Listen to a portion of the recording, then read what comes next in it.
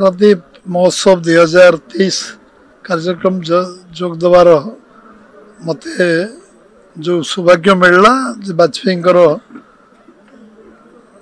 आज जन्म जयंती एवं भारत रत्न वाजपेयी आमर प्रेरणार केन्द्रबिंदु थिले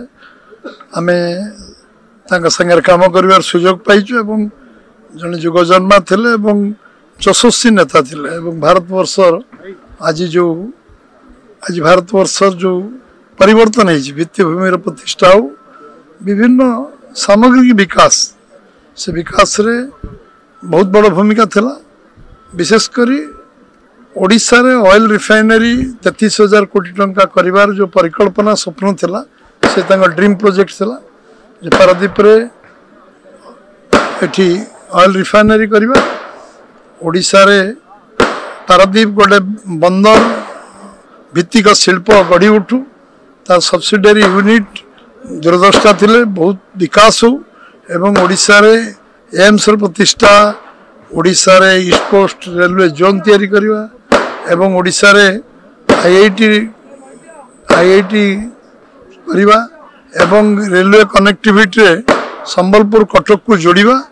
एवं रूपसा बांगिरीपोशी को जोड़वा आज तांको प्रचेष्टा रे सबू connectivity railway connectivity telephone connectivity road connectivity सारा समाज को जोड़िबार जो प्रक्रिया तांको मन रे थिला एवं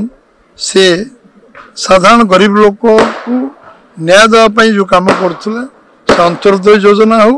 से अन्नपूर्णा योजना हो एवं आज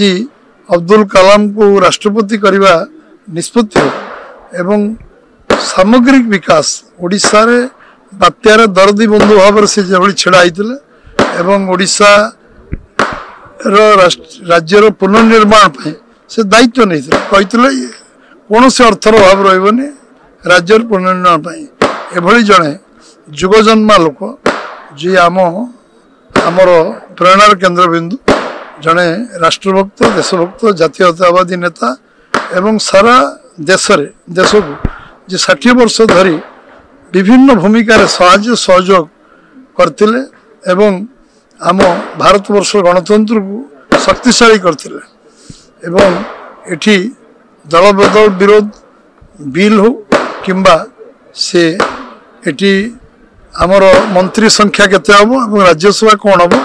राज्यसभा निर्वाचन के भली आचरण विधि हम सब विषय तर्ण विषय से सब विषय आलोचना करते एवं भारत को आत्मनिर्भरशील कर प्रमुख भूमिका थिला। ओडिशा गोटे भ्रष्ट शासन चलती एवं ये दुराचारी भ्रष्टाचारी एवं दुर्नीतिग्रस्त सरकार को विदाय दबा हूँ बीजेपी संकल्प एवं ये जो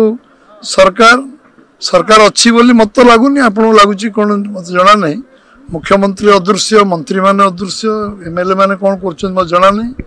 एमाने कहार कार्यकलाप किसी जना पड़नी गोटे सरकार अच्छी लगुनि चलती का नाम गाड़ी भगवान को भरोसा सरकार चलती